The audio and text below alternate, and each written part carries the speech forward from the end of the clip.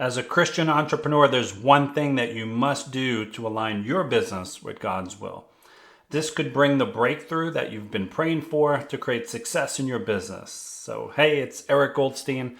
On my channel here, I help you discover what the Bible really says about money and business, unlocking the wisdom that you need to align your faith with financial success. So, over the past few years, I've built a successful business from home while staying true to my faith. Last year, I ranked as one of the top earners out of 7,500 solar consultants on the platform that I've partnered with to sell solar nationally.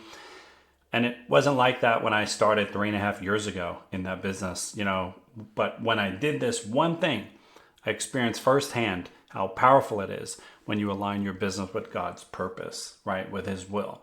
So if you want to know how to integrate your faith into your business and see real results, then you're in the right place, right? This step is the foundation. I'm going to explain why this one step is so crucial for Christian entrepreneurs and how it leads to the freedom that you've been looking for in your business. I'm going to walk you through exactly what you need to do to align your business with God's will. You'll leave this video with the confidence and the clarity to take the next steps to run a business that not only thrives, but also honors our God. Right, and make sure you stick around until the end because I'm going to share a powerful Bible-based strategy that will help keep your business aligned with God's will every single day, ensuring long-term success and peace, not only your business, but your life as well. So let's jump right in. Right, the one essential step that every Christian entrepreneur must take is to fully surrender your business to God. Right? And this is a lot more than just praying for success or asking God once in a while, like to bring you contacts or clients or contracts, right? That's not surrendering your business to God. That's treating God like a genie and just asking for stuff, right? Surrendering your business to God means aligning every business decision, every financial goal, every action with God's purpose and His biblical principles. In Proverbs 16:3, it says, "Commit your work to the Lord, and your plans will be established," right? That's the key. We're not talking about a partial commitment or seeking God's approval here or there or after the fact. We're talking about giving Him the reins from the very beginning, right? Or wherever you are. You can start right now. Most Christians seek God's counsel only when they're in a situation, right? When something's challenging, and if you're being honest with yourself, you've been guilty of this, right? I'm raising my hand too, so don't worry. Right? Some of us run to God only when we need help, but it's rare to actually see a Christian that has totally surrendered their business to God, truly making Him the CEO, asking Him for strategy, tips, and the to-dos, right? The marching orders, right? By surrendering your business to God, you're acknowledging that your success isn't just about hard work or luck. It's about being in harmony with what He actually wants and allowing Him to guide your steps. Can you see how powerful this one shift could be in your business, right? It sounds simple, but it's so powerful, just this one shift, right? Imagine the peace that comes from knowing that God is guiding your business decisions. Who better to ask, right? For guidance, for advice. I want to make sure that you're tracking with me, that you're following along, that, this sounds simple, but it's not always easy to do. And most people just let it go in one ear and out the other, right? Aligning your business with what God wants leads to ultimate freedom, which is what we all truly want. When you surrender your business to God and you align it with His will, you experience a type of freedom that the world can offer you. In Matthew 6:33, Jesus says, "But seek first the kingdom of God and His righteousness, and all these things will be added to you." This means that when we prioritize God and what He wants, He takes care of the rest. He takes care of everything, right? This includes surrendering your business to Him for His purpose, not for your purpose. I feel this is the most important scripture in all of the Bible. So how do we know if we're truly seeking the kingdom of God first, right? You can tell a tree by its fruit. Pretty simple. If you have good fruit in your life, then He has added all those things to you. And I don't just mean money. There's a lot of evil people in the world that have money. But do you have peace in your life? Do you have love in your life? Do others look at your life and think, I want what they have? And I don't just mean in a materialistic way, right? There are many things that God adds to your life when you seek His kingdom first. When you fully surrender your business to God, you're freed from the constant stress of trying to control everything, right? That's exhausting.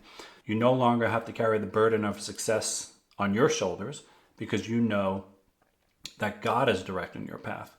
You're free from the anxiety of wondering if you're doing enough or if your business will fail, right? Because you've already committed it to the one who has the ultimate control. Now, I'm not saying to be lazy and do nothing, right? Let's not get that twisted. When you surrender your business to God and ask for his guidance, he will give you things to do. He will guide your steps. So steps is the most important word in that sentence. So if you're not stepping, then you're not listening, then you're not taking orders. By aligning with God's will, you also gain the freedom from the distractions and the temptations that come with worldly success. You're no longer chasing things that don't matter, but instead you're focused on what God wants to accomplish through you. Freedom in business comes when you know that your work is aligned with his greater purpose, right? Imagine running your business and knowing that God's got your back. Is that the kind of freedom that you're seeking? Surrendering your business to God isn't just a nice to have as a Christian entrepreneur. It's essential, right? Your business is not just means of an income. It's a ministry, right? In Colossians 3:23-24, it says, whatever you do, work heartedly as for the Lord and not for men, knowing that from the Lord you will receive inheritance as your reward, right? So you will get rewarded. We are giving it to him. We are doing it for him, for his purpose, for serving his people, but God will reward you for doing his work. This means that your business is a way for you to serve God and his people. At its core, your business is for him. He will use it to serve others. He created business, right? To serve others. The world will tell you otherwise, right? But as a Christian, you're supposed to be in the world, but not of the world. If you try to run your business based only on your wisdom and worldly standards, you'll totally miss the purpose that God has for your life and your business. But when you align your business with his purpose, you tap into ultimate wisdom, ultimate guidance, and he'll open up doors that only he can open. That's why this step is so crucial. It's the foundation upon which you build everything else. Without it, your business will be misaligned. Even if it becomes successful by the eyes of the world and it generates and kicks off really good income, you'll always have that feeling that something is missing, right? And God's missing. Most Christians leave God out of most things in their life. They go to church on Sunday, and many don't even do that. But then they keep God in the Sunday box, right? And they don't bring him into all the other parts of their life. Bring him into your business, right? He created business. Up until a little over 2 years ago, this was me. My business was mainly focused on what's in it for Eric, what's in it for me. I didn't realize that I could bring God into my business and into the marketplace. I actually thought that it would turn people off if I shared my faith. And that part I was actually right about. But I've come to realize that I'm not meant to please everyone. And if I'm trying to speak to everyone, I'm actually speaking to no one.